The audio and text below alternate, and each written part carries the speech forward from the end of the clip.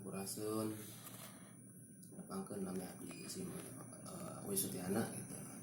Dimana dari kesempatan ini si Mati ada nyobian main alat musik tradisional Sunda khususnya ternyata namanya karinding. Semoga orang cobian.